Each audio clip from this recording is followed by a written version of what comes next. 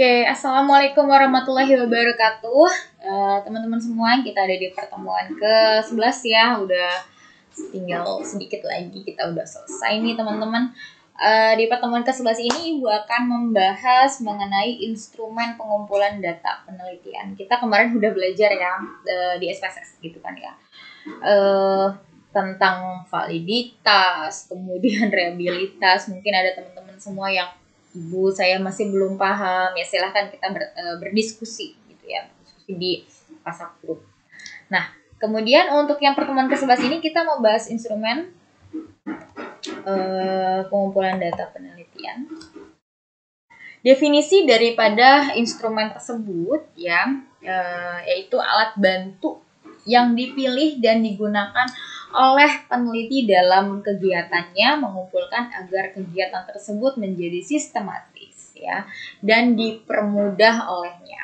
Nah, daripada instrumen tersebut nanti ada cara-cara ya yang dapat kita gunakan oleh peneliti untuk mengumpulkan data-data yang dibutuhkan tentunya.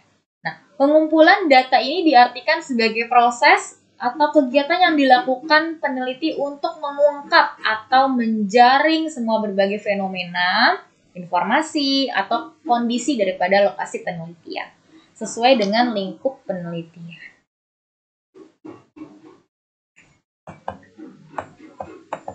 Oke. Untuk jenis-jenis instrumen ya, kita lihat di slide-nya kalian.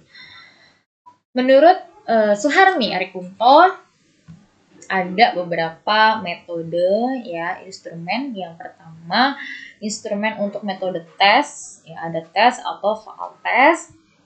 Ada instrumen untuk metode angket atau kuesioner ya, ada yang observasi. Checklist kita bisa lihat lapangannya bagus atau enggak, benar enggak sekian gitu. Nah, itu checklist melihat secara langsung. Kemudian observasi, pedoman observasi juga dapat di checklist.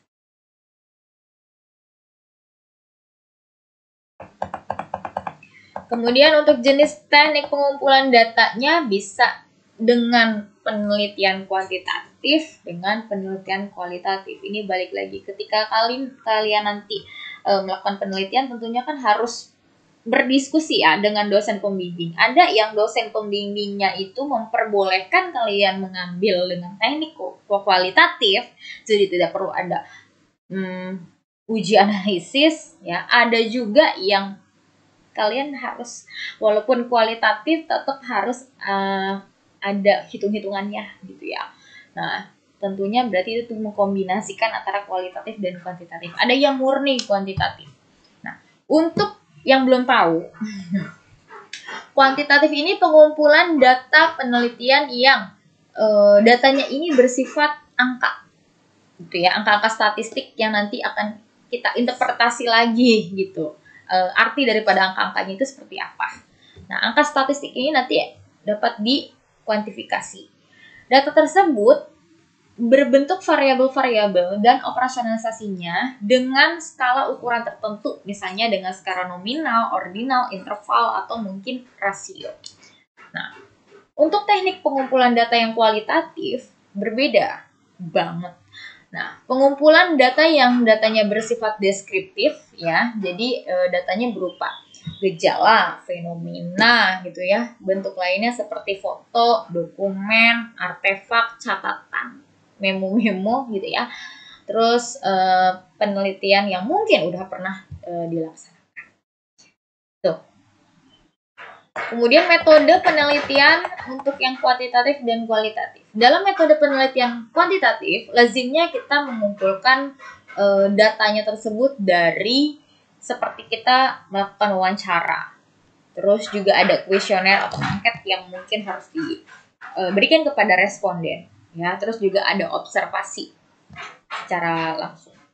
Nah, namun untuk kualitatif kita bisa mengumpulkan datanya dari berbagai teknik. Memang ya salah satunya tadi wawancara, ya, tanpa harus dihitung statistikanya tentunya ya. Jadi hanya wawancara saja bagaimana fenomena yang ada menurut pendapat seseorang. Nah, kemudian observasi, ya, dokumentasi dan diskusi atau FGD. Selanjutnya terkait dengan karakteristik daripada penelitian kualitatif. Nah, menurut Suharsini Arikunto, untuk karakteristik dari penelitian si kualitatif ini, yang pertama mempunyai sifat induktif, ya. Nah, kemudian melihat setting secara keseluruhan atau holistik dari fenomena yang ada. Kemudian memahami responden dari pandangan responden itu sendiri. Kemudian menekankan harus valid tentunya, validitas. Mengutamakan proses daripada hasilnya. Dan menggunakan non-probabilitas sampling. Nah, untuk terkait dengan non-probabilitas kita sudah membahas ya.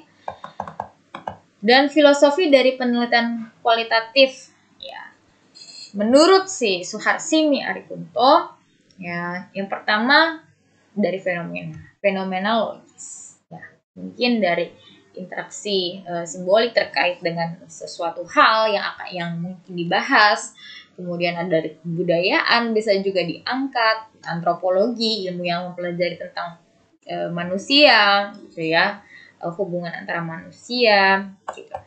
Kemudian perbedaan analisis daripada kedua jenis ini untuk penelitian kuantitatif memang kejelasan unsur tujuan pendekatan subjek dan rincinya itu sejak awal ya. Tapi kalau yang kualitatif ya sambil berjalan berkembang gitu ya.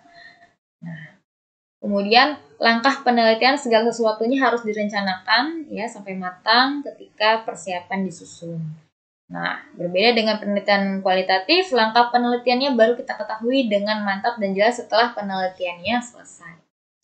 Nah, kemudian untuk yang kuantitatif dapat menggunakan sampel dan hasil penelitiannya yang diberlakukan populasi. Nah, kalau untuk yang kuantitatif tidak dapat menggunakan pendekatan populasi sampel. Kualitatif ya, untuk yang kualitatif. Oke, kemudian ini perbedaan selanjutnya ya masih banyak. Nanti kalian bisa baca nih. Yang keempat itu ada hipotesisnya. Untuk kuantitatif tentunya jika memang perlu ya mengajukan hipotesis yang akan diuji dalam penelitian dan hipotesisnya menentukan hasil yang diramalkan. Nah, kemudian untuk kualitatif, hipotesisnya tidak menggunakan hipotesis sebelumnya, tetapi lahir selama penelitian itu berlangsung. Karena kan kita ngelihatnya gejala, ngelihatnya fenomena yang ada itu seperti apa. Kemudian desain, tentunya untuk yang kuantitatif dalam desain jelas langkah-langkahnya, langkah-langkah dalam penelitian dan apa yang diharapkan hasilnya seperti apa itu udah jelas. Karena kan ini berkaitannya harus diuji statistika ya. Gitu. Kemudian pengumpulan datanya tadi ya dapat mewakili secara keseluruhan. Kemudian untuk datanya juga analisisnya baru kita bisa lakukan ketika datanya udah terkumpul. Nah, kalau kualitatif beda tuh. Kita bisa sambil menganalisis sambil memperoleh data itu. Karena kan sifatnya deskriptifnya lebih kepada mengangkat fenomena atau gejala yang terjadi. Nah, tahapan yang harus diperhatikan dalam melakukan wawancara, ya, yang pertama settingnya. Ya, peneliti perlu mengetahui kondisi lapangan penelitian yang mungkin sebenarnya untuk membantu dalam merencanakan pengambilan daripada data tersebut. Nah, kemudian ini mendapatkan data tentang karakteristik calon partisipan tentunya itu juga diperlukan. Seperti mungkin jadi kita bisa tahu bagaimana kita mengantisipasi sikap kita kepada calon partisipannya ya. Jadi kita tahu Kemudian tahapan yang harus diperhatikan dalam melakukan wawancara selanjutnya ya ini bagaimana kita menyusun protokol wawancara. Apa yang harus kita lakukan semua sudah ada skenarionya. Ya, apa yang harus kita pertanyakan, apa yang harus kita omongin itu udah ada. Jadi ketika emang kita ketemu responden ya kita nggak diam-diam aja. Apa yang ingin kita bahas, kita bisa berbicara di situ. Nah,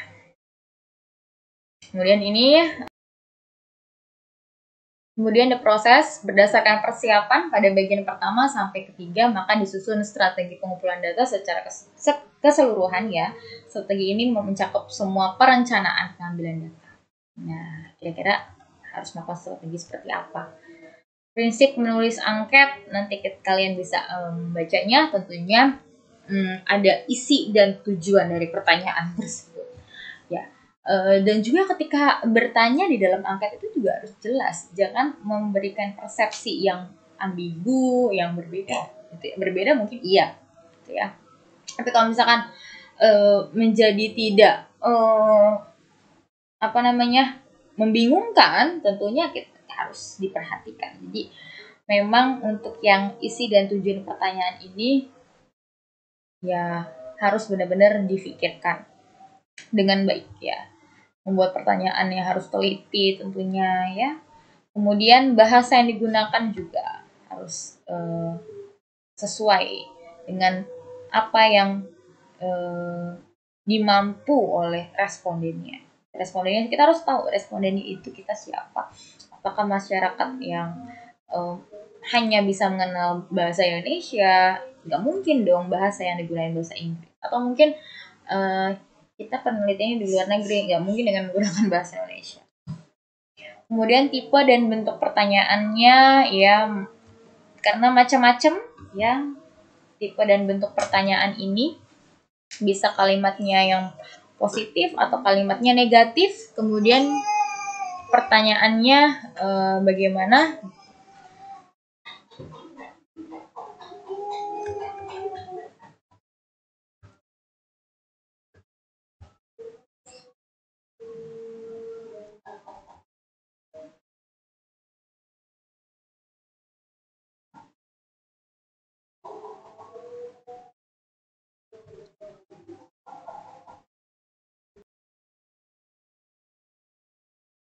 Kemudian prinsip penulisan angket tidak menanyakan yang sudah lupa atau mungkin yang ada kedua kalinya ya jadi double gitu. Pertanyaannya juga tidak menggiring. Nah, hati-hati itu juga ya menggiring opini. Kemudian panjang pertanyaan, tentunya kalian jangan sampai membuat mereka jenuh karena mungkin pertanyaannya terlalu sulit untuk dijawab atau terlalu panjang. Nah, kemudian syarat-syarat dari pertanyaan pada kuesioner, yang pertanyaannya harus dimengerti lah ya, bahasanya juga disesuaikan dengan tingkat pendidikan responden. Jadi ketika memang tingkat pendidikan respondennya itu ya mungkin lulusan yang SMK, yang lulusan SD atau yang mungkin perguruan tinggi ya harus disesuaikan. Kemudian pertanyaan tidak boleh bersifat hipotetik, kemudian juga jangan terlalu panjang, membosankan, bahkan menyinggung perasaan responden. Ya, untuk dokumen selain melalui wawancara dan observasi, kita bisa dengan menggunakan dokumen. Ya, kalian bisa kajian pustaka, terus juga bisa dilihat surat, misalkan catatan harian, arsip foto dan semuanya yang terkait dengan apa yang ingin kalian penelitian itu.